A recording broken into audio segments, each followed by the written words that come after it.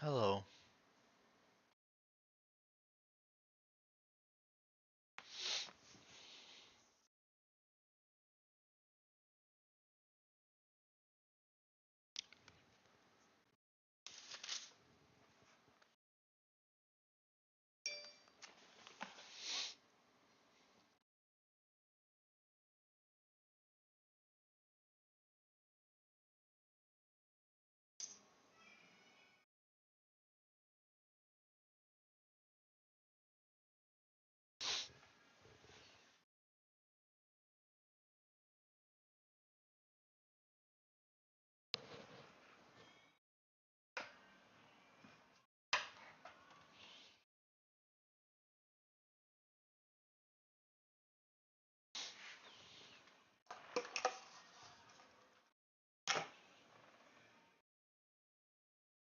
Yeah, man, we just reading today.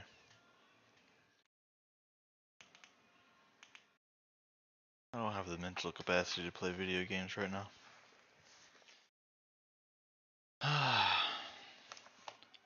We're going to start out by reading 1 Corinthians chapter 2, and then we're going to go to other books, I guess. So, 1 Corinthians chapter 2, NLT. When I first came to you, dear brothers and sisters, there's an asterisk here, and almost every time there's an asterisk next to the words brothers and sisters, down below it's going to say the Greek just says brothers. I didn't use lofty words and impressive wisdom to tell you God's secret plan. The Greek for that reads God's mystery. Other manuscripts read God's testimony instead of God's secret plan. For I decided that while I was with you, I would forget everything except Jesus Christ, the one who was crucified. I came to you in weakness, timid, and trembling, and my message and my preaching were very plain. Rather than using clever and persuasive speeches, I rely only on the power of the Holy Spirit. I did this so you would trust not in human wisdom, but in the power of God. Yet, when I am among mature believers, I do speak with words of wisdom, but not the kind of wisdom that belongs to this world or to the rulers of this world, who are soon forgotten. No, the wisdom we speak of is the mystery of God. This asterisk says, the Greek says, but we speak of God's wisdom in a mystery. His plan that was previously hidden, even though he made it for our ultimate glory before the world began. But the rulers of this world have not understood it. If they had, they would not have crucified our glorious Lord. That is what the scriptures mean when they say, no eye has seen, no ear has heard, and no mind has imagined what God has prepared for those who loved him, or who love him. That asterisk is referencing Isaiah 64, verse 4. I'm reading Corinthians now, reading through Corinthians, because Pastor Monty had mentioned that it was his favorite, those were his favorite books. So I decided I was going to read through, Corinthians. Anyways, verse 10. But, asterisk immediately, some manuscripts read for. So some manuscripts say, for it was to us that God revealed these things by his Spirit, for his Spirit searches out everything and shows us God's deep secrets. No one can know a person's thoughts except that person's own spirit, and no one can know God's thoughts except God's own spirit. And we have received God's Spirit, not the word spirit, so we can know the beautiful things God has freely given us. What is up? How you doing, Megan? It has been so long since you've been on here. It's good to see you. Uh, you got a pink name. That's pretty cool. Oh, your internet is. When we tell you these things, we do not use words that come from human wisdom. Instead, we speak words given to us by the Spirit, using the Spirit's words to explain spiritual truths. That asterisk says, or explaining spiritual truths in spiritual language, explaining spiritual truths to spiritual people. But people who aren't spiritual, or who don't have the Spirit, or who have only physical life. Ooh, I like that. But people who only have physical life. What's up, Megan? So today I don't really have the mental capacity of playing video games, so I thought I would read. I'm starting out with reading First Corinthians chapter 2. Um, is one of our newer pastor's favorite books, and I don't recall too much from them, so I decided I wanted to read through them. So we're just doing chapter 2, and then we're going to move on to some other books later. So, anyways, so basically, but people who don't have the Spirit, or I like this one the best, the people, weird hearing you say my name, but still, I can just call you TC like I used to. But people who only have physical life can't receive these truths from God's Spirit. It all sounds foolish to them and they can't understand it, for only those who are spiritual can understand what the Spirit means. Those who are spiritual can evaluate all things, but they themselves cannot be evaluated by others. For who can know the Lord's thoughts? Who knows enough to teach him? That asterisk is saying, let me find it. Is referencing Isaiah 40:30, the Greek version. Oh, okay. So I'm looking at Streamlabs on my thing in front of me, but I got my phone with the actual stream up on my left, and on Streamlabs, on for me it's over here, like your comments and whatnot. I need to put what is that's interactive text box should be there. I guess I don't know if you're popping up there or if I'm just not looking up in time. Anyways, so for you over there, I can show you real quick. Um, what's up, Andrew? So see that right there? Those are your emojis that you keep putting in here. And I was like, what are those symbols she keeps putting in the chat? But I look at my phone and it's the emojis, like the hugging and whatnot. Anyways, so for who can know the Lord's thoughts, who knows enough to teach him? But we understand these things, for we have the mind of Christ. You're at work. You're about to close. Looks like you're probably deader than a frick up there. Deader than frick. Probably ain't got nobody there. You know what? I might read on. I'm liking this. Chapter 3. 1 Corinthians chapter 3. Paul and Apollos, servants of Christ. Dear brothers and sisters, asterisk again. Let me tell you, the NLT Life Application Study Bible is full of asterisks, which means at the bottom, like right here, there's a lot of stuff that is a lot of information that's giving me. Anyways, because there's two asterisks just in the first verse of chapter 3. The first one is again. All right, I'm just gonna go ahead and tell you this. Going to let you talk, so I'm not going to type as much. Love you though. Hey, love you too. I'm glad you're here. I missed you. About to go visit Roland. Roland, tell him I said what's up. Where's he working? Is he working at McDonald's next to you? Anyways, from here on out, anytime it says, just understand that anytime it says brothers and sisters, the Greek version only says brothers. So every asterisk next to brothers and sisters is just going to tell you the Greek version says brothers. So I'm not going to say that no more. Dear brothers and sisters, when I was with you, I couldn't talk to you as I would spiritual people. This asterisk says, or to people who have the Spirit. I had to talk as though you belonged to this world, or as though you were infants in the Christian life, or in Christ. I had to feed you with milk, not with solid food, because you weren't ready for anything stronger, and you still aren't ready. For you are still controlled by your sinful nature. You are jealous of one another and quarrel with each other. Doesn't that prove you are controlled by your sinful nature?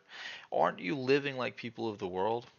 When one of you says, I am a follower of Paul, and another says, I follow Apollos, aren't you acting just like people of the world?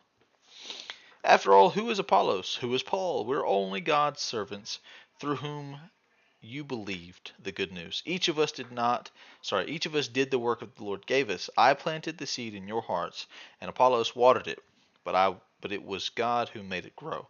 It's not important who does the planting or who does the watering. What's important is that God makes the seed grow. The one who plants and the one who waters work together with the same purpose, and both will be rewarded for their own hard work. For we are both God's workers, and you are God's field. You are God's building. Because of God's grace to me, I have led the foundation like an expert builder. Now others are building on it. But whoever is building on this foundation must be very careful, for no one can lay any foundation other than the one we already have, Jesus Christ. So no matter how many people build on it, you can't change the foundation because the foundation is something that you'd have to start over from the ground up. Anyone who builds on that foundation may use a variety of materials: gold, silver, jewels, next page, wood, hay, or straw. But on the judgment day, fire will reveal what kind of work each builder has done. The fire will show if a person's work has any value. If the work survives, that builder will receive a reward. But if the work is burned up, the builder will suffer great loss. The builder will be saved, but like someone barely escaping through a wall of flames. So basically, if you build, um, if you build the wrong kind of work, then the flames will reveal that, and you will still be saved. Your work will be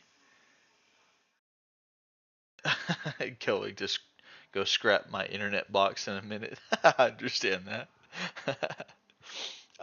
Sorry. Um, if you build with the wrong foundation, with the wrong materials, and the wrong kind of work, then your work will be destroyed. You will still be saved. Your work will be destroyed. You will still be saved, but with a little scuffed. You'll be a little scuffed up, right? You'll be a little hurt. So the stuff that you build up on this world that can cause you pain, that will all go away. But of course, as it leaves, it's going to cause you pain. And we've all felt that before. So you're still alive, but you're a little hurt. Still got a little scuffed up. That's what that is talking about. Don't you realize that all of you together are the temple of God, and that the Spirit of God lives in you? Asterisk. Or among you. Ooh. The Spirit of God lives among you. God will destroy anyone who destroys this temple, for God's temple is holy, and you are that temple. So anything that destroys you, God will destroy. Stop deceiving yourselves. If you think you are wise by this world's standards, you need to become a fool to be truly wise. For the wisdom of this world is foolishness to God. As the scripture says, he traps the wise in the snare of their own cleverness. Asterisk says, reference to Job 5:13. And again, the Lord knows the thoughts of the wise. He knows they are worthless. Asterisk referencing Psalm 94:11. So don't boast about following a particular human leader, for everything belongs to you, whether Paul or Apollos or Peter. Asterisk Greek Cephas. So Greek name for Peter is Cephas. I don't know if I'm saying that right. It's Cephas, but with a Greek accent, right? Because it's like Greek. Anyways, that was goofy. Or the world, or life and death, or the present and the future. Everything belongs to you, and you belong to Christ, and Christ belongs to God. That was chapter 3 of 1 Corinthians. I could keep going. This is nice. These chapters aren't that long. What do y'all think? Continue with 1 Corinthians or move on to a different book? What do y'all think? Oh, there's no one else here. Y'all still here? It says only got one viewer, and it could just be me, or I don't know if Andrew and TC or Dylan are still here.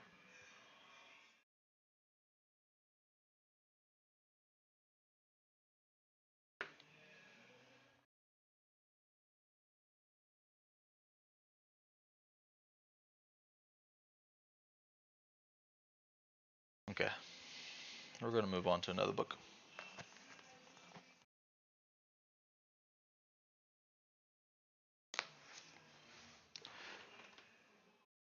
All right.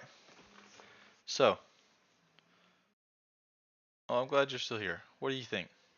So I've been reading. I'm about this. Oh, where you at? I'm about that far through this book. This is the front. So I've got this much left, right here. Should I read this one? It's the last book of this series. I've been reading through this one, Catacomb. It's an asylum series. It's very good. Start reading through that, or continue in Corinthians, 1 Corinthians specifically.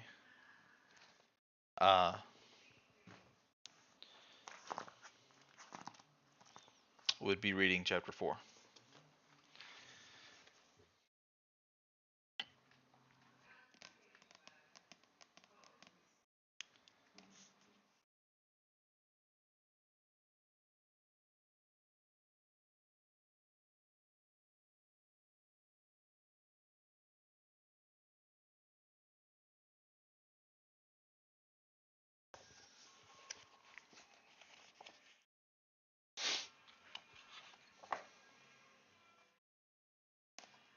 Oh, it is morning for you, huh? It's about to be 9:30 p.m. here. You're 6 hours ahead. Are you 3:30 in the morning? What are you doing? This is my. It's metal.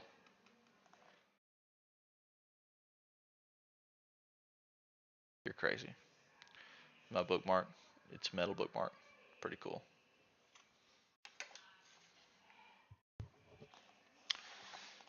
Catacomb. Asylum series. These chapters are so short. Like this is chapter 22, and I'm halfway through the book. Chapter 22. That's crazy. And just what are we supposed to do with that thrilling bit of information? Jordan demanded, tearing his eyes away from the phone and the messages. Who is he talking about? They. I told you, Oliver said, tugging the phone out of Dan's grasp. The people Mike and I got mixed up with were evil. When you're involved with them, it's for life and beyond, it looks like. He sat back down, puzzling over his own words, while chewing his lower lip. Do you think these messages are really coming from Micah's ghost or spirit or whatever? Oliver nodded. Can't sleep, good thing because I've missed your streams. I've missed having you around. I haven't streamed in a while. Been very busy.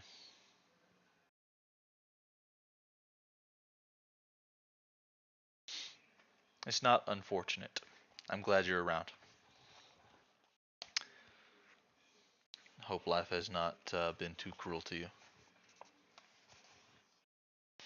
Jordan had started to pace. Now he grabbed Dan's unfinished coffee and started to drink it. We saw Micah die in New Hampshire. Whatever shenanigans you two got up to here in high school, have nothing to do with it. Maybe not, Abby reasoned, but remains are usually returned to a family for burial. If Micah didn't have any family up there to take them, then maybe they ended up back in Shreveport. Or, or well, in a place that he doesn't like.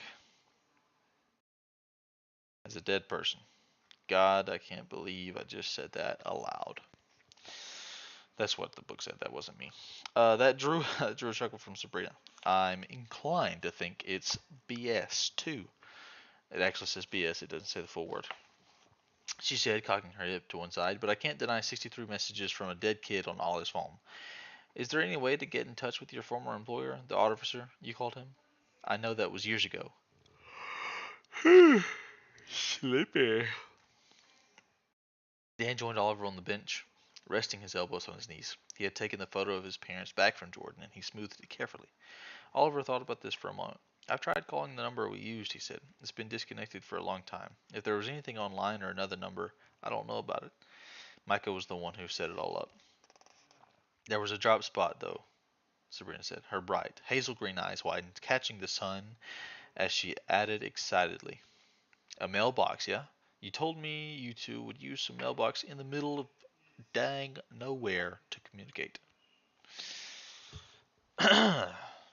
Not really communicate. We did our assignments there when we were first starting out, and they'd always come with instructions for where to leave what we found. I suppose it's something, Oliver said. He didn't mimic her enthusiasm. Sorry, he didn't mimic her enthusiasm. Long shot, if you ask me. Better than nothing. Dan shrugged and stood, watching Jordan chug the last of his coffee. So how do we do this? Where's the mailbox? It's on Roman, but it's a drive. We'll have to take my car. That's fine, let's go, Dan replied. Can't, not now. Gotta get back to the shop before I lose a full day of business. But we can head over after closing. If things are slow, I'll shut the place down early. A freaking course it has to be at night.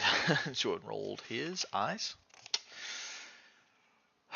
Why don't you just give us the address and we can go now? You know, streamline the process a little. Serena burst out laughing, shaking her head. Yeah, no, you three should not be going anywhere. My goodness. Near the ninth ward alone.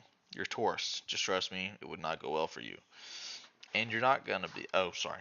And you're gonna be what? Our bodyguards? Jordan shot up back. Jordan shot back defensively. Look, the French Quarter it is not. Okay. Look, the French Quarter it is not. It's better if Ollie's there. One quick look and then we can go. I'll be going to sleep soon enough. For a second, Dan was certain Jordan was going to press the idea of going without their help.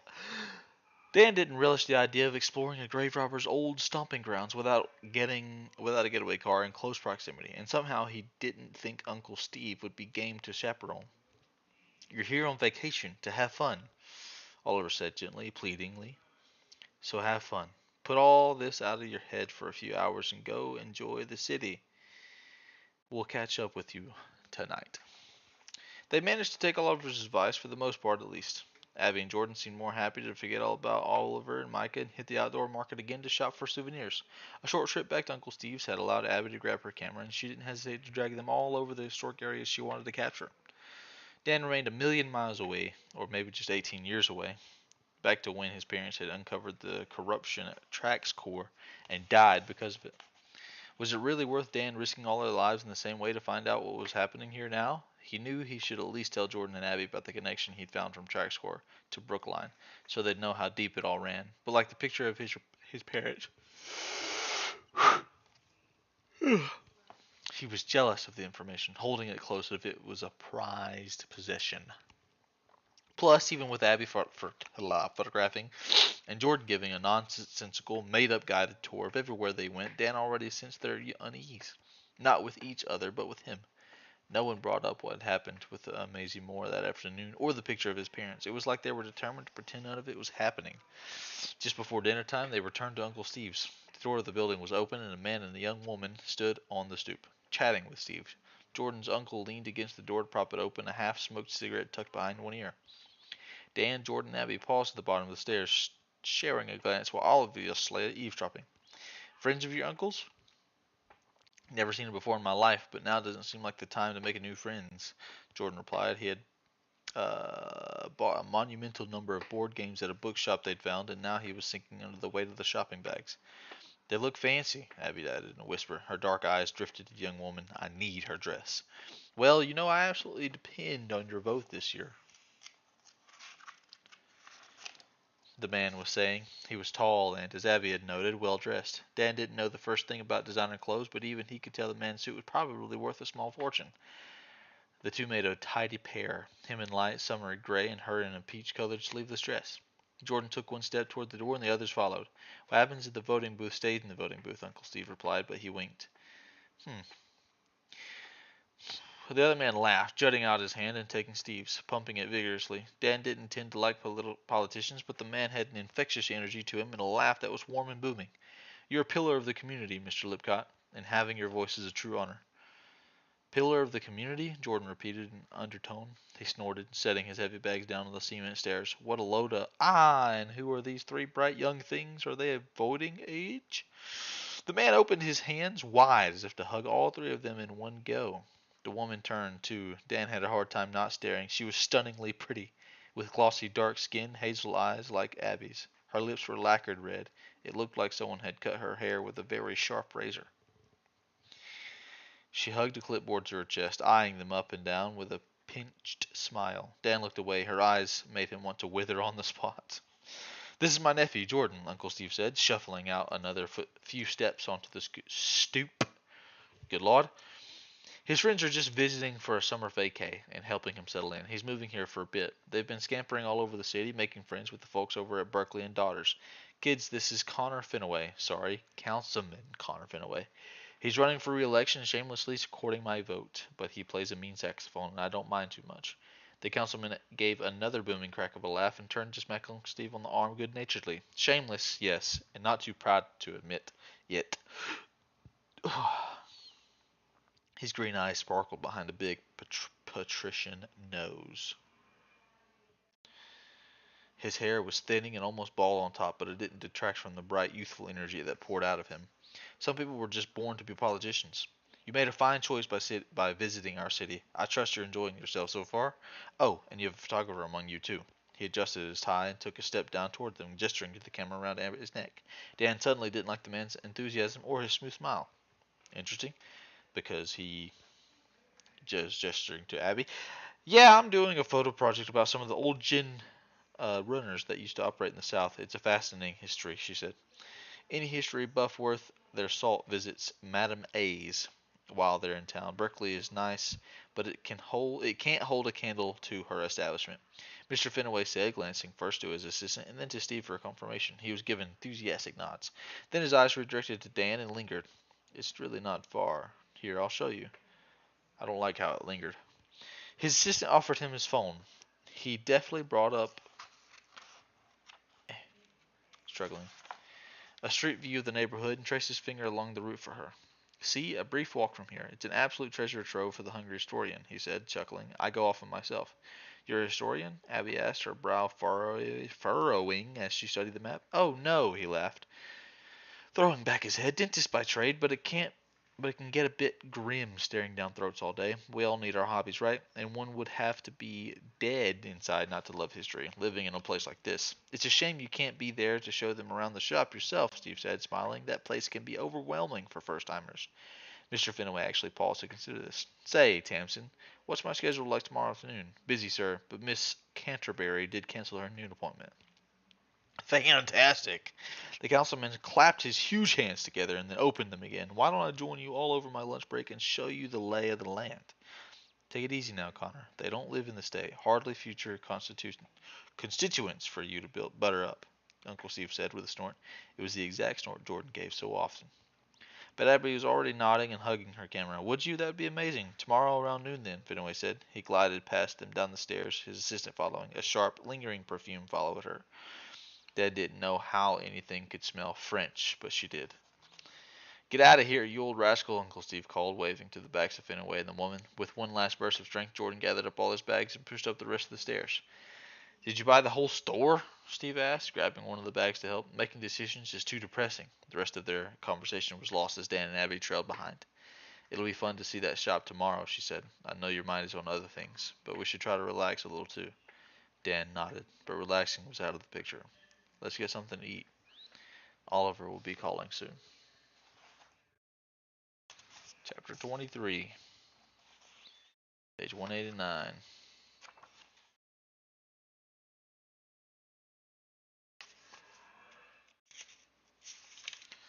Daggum. Chapter 23 is only 4 pages long. It's a very short chapter.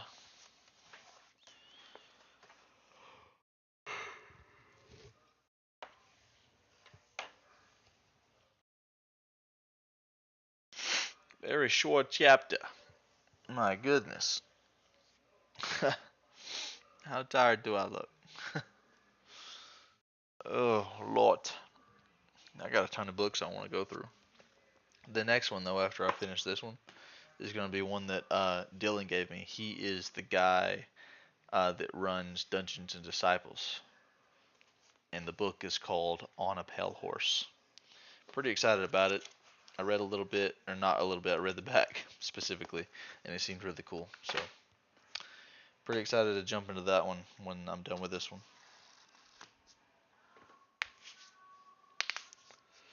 I can't see properly, my eyes are half open. Why aren't you asleep? You just can't sleep? You just having trouble? You everything alright?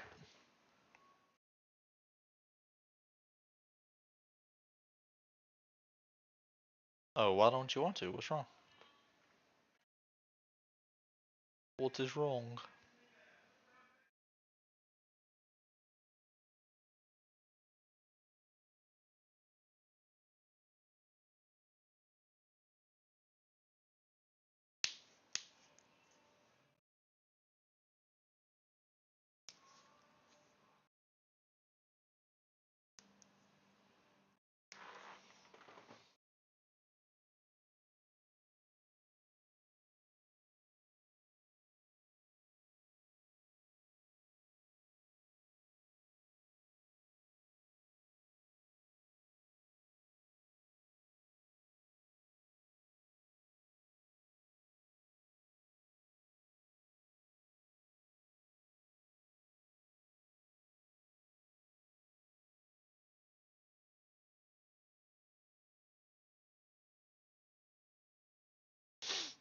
Everything alright?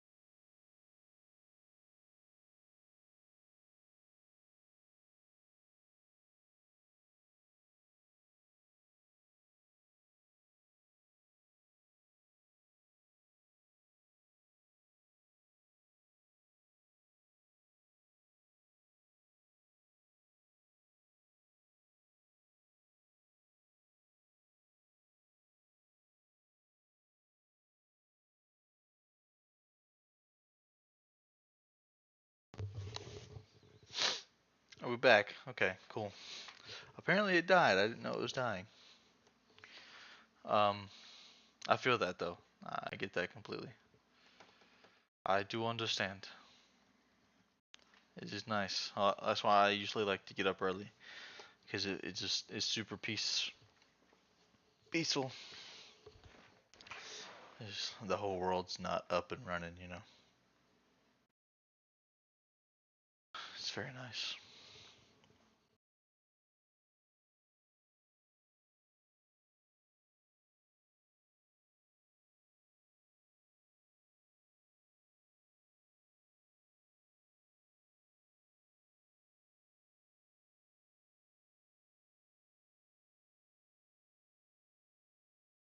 Gives my brain time to relax and take in what's happening.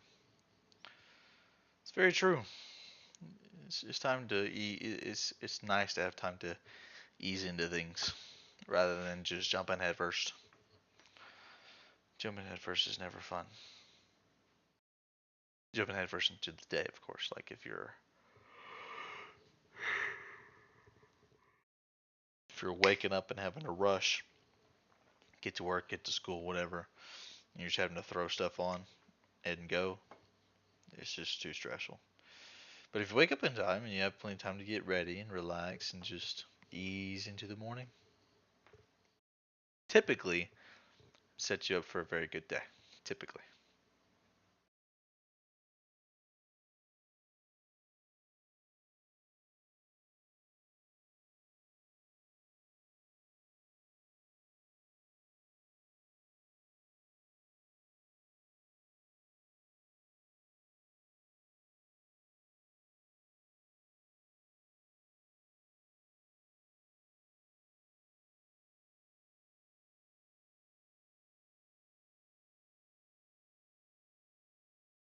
Rushing's the worst. The worst. I don't need these on. Can you just. Can you still hear me fine? It seems like you can. Let me turn me up just in case. Yeah. That should be good.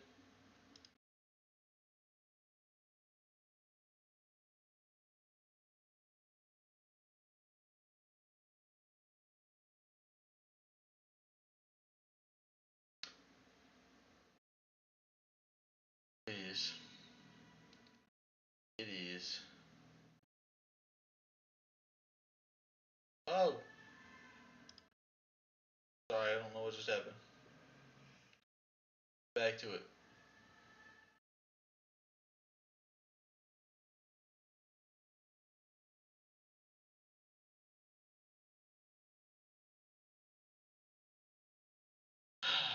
Anyways. It is better. All cuddled up. Cuddled up. Better all cuddled up. You know what I mean? You know what I mean?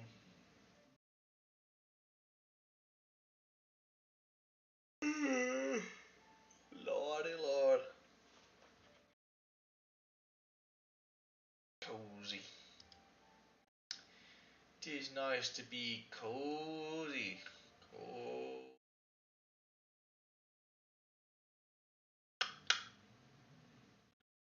I was hoping to lower the threshold for the microphone so I wouldn't have to be so close to it for you to hear me. Because it seems like I gotta be this close for you to hear me decently. But I want to talk from back here, and I feel like I gotta raise my voice a little bit. So this is me talking normally. And like it says you're pretty good in the green, but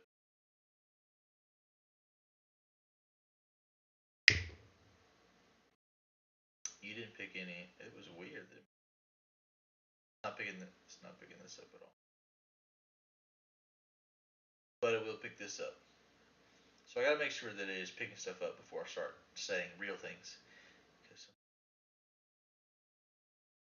But it will right now. It's all good. I guess it turned all the way up, so we will see how this goes.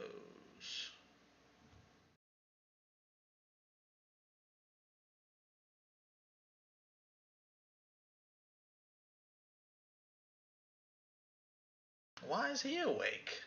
Why are y'all up at 3:30 in the morning?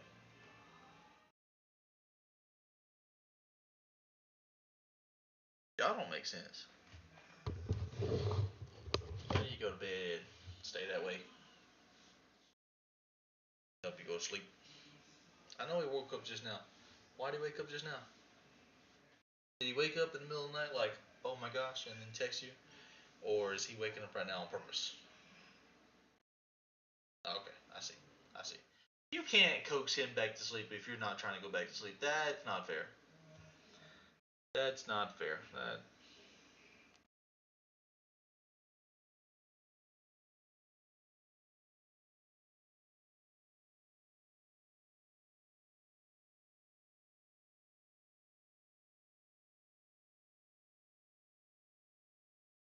Just saying, that's not fair.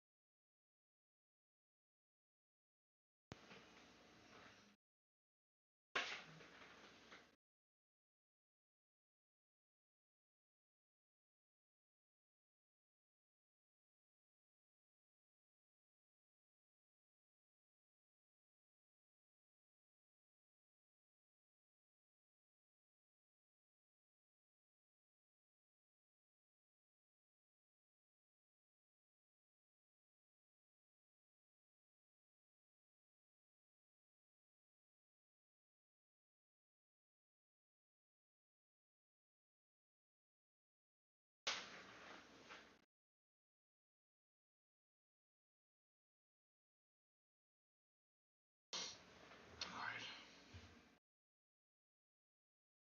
Off here soon.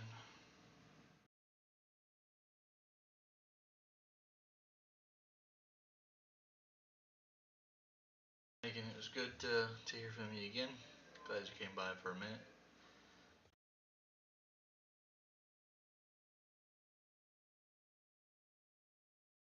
Work.